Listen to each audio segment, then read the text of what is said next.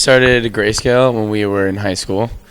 It was Andy, Dallas, Nick, and I, and then along the way we added other Nick, our bassist, and it was something we've always been doing. It hasn't been like an active thing since probably like 2.5 years, and then recently we signed to Fearless Records, and that's when it kind of became like a more full-time thing. But it's been around since 2011. We've just went to college and kind of did our own thing for a while, like individually, before we really took it seriously as like an active, like full-time band, which was like 2 years ago. No, what were your family and friends' reactions to you guys being in a band and going out on the road instead of doing and you guys were in college, but the traditional college thing, and what were their kind of reactions to it, and are they super supportive of it? Yeah.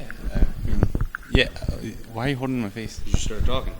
Yeah, I think my family's been pretty supportive of it, like through and through. I think when like I first stopped going to college, it was like, hey, I'm in a band. It was kind of like, okay, maybe for like a year or two, and now it's kind of like much more serious thing.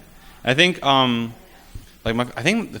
family hadn't been to a show. Like I think they went to our first show ever in like a basement with like 50 kids in it, and then hadn't been to a show until our tour with As It Is. And I think seeing like the development over like that span of time kind of helped them be like, oh yeah, this is like a pretty cool thing. I think. Is that cool? You want to talk? And yeah, no, it for sure. I mean, it's rough, like trying to go to school and like being in a band. And at first, when you join a band, it's for fun, it's a hobby and all that. And then things get a lot more serious. So it's like it's hard to balance. But I mean, one, you have to sacrifice one or the other, and it depends on what you want more. So it's pretty much what it is. But family has all been supportive on everyone's end so far. So it's been awesome. Yeah. Now, you guys got super serious when you signed with Fearless Records, which is amazing, so congratulations with that. You released a record. Can you talk us through the day that you guys found out you were signed and what that process was like and kind of your own reactions to it? Well, I know it had been in the process for a long time. It took forever, like legal things and announcing. So we had ideas, and it was like we had some offers from other people, but it took forever. So, I mean, I think the feeling like we were like holding on to it forever with like excitement, waiting for the day to announce, and it took forever. I mean, finding out. I mean, Collin can describe like finding out, talking to Fearless. Yeah, I think I don't even remember. Like Nick said, like it was such a long span of time leading up to actually physically signing a piece of paper. Where like I don't even remember the day where we received the offer. I don't even remember. I feel like oh, hello. I feel like we were like in the studio. When we were doing the like writing for the new record, I think just like having them like reach out to us was really cool for all of us. Like even just them being like, hey, like what are you guys up to in the studio? We were like, okay, that's Fearless Records. Like this is crazy. Yeah. And yeah, I think just like having that happen was really cool. Yeah. I don't know. I think that was like last summer. Is that right? Last summer. Mm-hmm. Now, you released Adornment, which is your first record with Fearless Records. Can you talk about the process of making that, the story behind the name Adornment? Yeah. So Adornment, our first record with Fearless, was a record that we all wrote obviously together, and lyrically it was something that like I kind of pieced together. And the reason the name is Adornment is because a lot of the elements in a lot of the songs, if you listen to it, they kind of make reference to all these like naturally occurring elements throughout all of the songs and the lyrics. So like I think the word adornment is like to decorate, and I think a lot of that comes from like my writing of all of these like naturally occurring things that were implemented in the songs. Now, the album artwork for Adornment is awesome. Did you guys have the concept of that, or did you have an artist that did that? And can you describe the story behind it? Because it's a really cool piece of work. Yeah, it's like it's supposed to kind of reflect like a dream world that's kind of comprised of all of those like things I was speaking of, like the naturally occurring elements that were kind of like found their way into the lyrics throughout writing the record for me. And one of the artists at Fearless, Flo, just whipped it up like out of nowhere. Like it was super unexpected, and he nailed it. And like I think we had the general idea, but we hadn't seen a version of it from like other artists that we really liked it. And then one day he just hit us with that, and we were like, yeah, that's it. Like that's perfect. And then the infos in the record like are from like different parts of this like fictional a dormant island with like all of like the different things from all the different songs. It's pretty cool. It's like a really cool album art. I'm really proud of it and really happy we went with the one we went with. Now, you guys have been pretty much nonstop for the past couple of years, and you've been pretty consistent with releasing. So do you think that you'll have something out in 2018, or are you kind of just going to keep touring and going out on the road? Do you have plans for another record?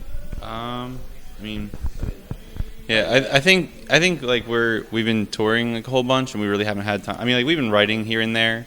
We have some things in the works, but I don't think I'm not. I wouldn't say we have something like exactly planned for the upcoming year. I think we're like pretty focused on touring the last few, like ever since we released the record and stuff like that. You're going international, you've been touring a lot. Have you had a pinch me moment in your career so far as Grayscale, and something that you've just been like super like, wow, like this is my life now? Has there been something in particular that's happened for each of you? You want to start? Well, for me personally, it's like everything's been crazy, you know what I mean? Like the tours we've gotten, but like touring with 4 Years Strong was pretty outrageous for us because that's a band that we all listened to in high school, you know what I mean? And some of us even younger. So that was when we found that out, and to just tour with those dudes and for them to treat us like friends was outrageous. Another one for me was playing the APMAs. Like the first year our record came out, you know what I mean? Like being on the Punk Goes Pop record, that kind of thing was just like, what? Like, you know what I mean? It was just so weird. So those were two for me that it really kind of hit me and was like, wow, this is pretty dope, you know what I mean? I'm feeling the cats. I'm mildly allergic to cats, so I'm feeling it a little bit. But yeah, I think the same goes for me with like 4 Year. Like when I actually met Nick in Dallas, our drummer Nick in Dallas, we started kind of like covering 4 Year Strong songs from Rise or Die Trying.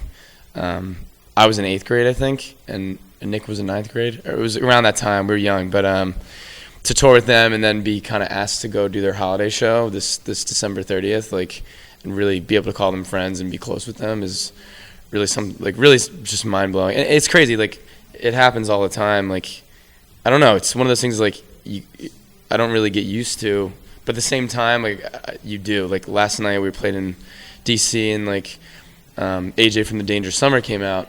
And I've never met him before. I think I had opened for him when I played guitar in another band like years back. And Dangerous Summer is one of my favorite bands of all time. And I met him last night. We all did. And he was just there to see us. He loves our record. Sent us their new record that they're going to be releasing soon. Like wanted to hang out, keep in touch, and it's just crazy. Like a lot of those things, like a lot of those moments, like there's so many of them, and we're really just all very thankful for all of them, whether it's 4 Year, Dangerous Summer, all these bands that we get to meet. And as it is, now we're going overseas, we're playing all of Europe, UK, like most of us haven't even been out of the country, and now we're going to be in 11 countries or 10 countries in 20 days or something crazy. We're just very thankful. Yeah. My turn. I think just I think just playing like some of the venues around Philadelphia for me, like that I grew up going to and seeing bands, and then like just playing them and having kids like in the crowd singing along to our songs are just like, it's just crazy to me. Like every time we play, I just look out and I'm like, oh, they're singing. This is just a crazy feeling, I guess. It's really surreal. My eyes are tired, blood pumped with caffeine. This place feels more and more like nowhere to me. I'm sick of waiting for a fire to ignite. I could just leave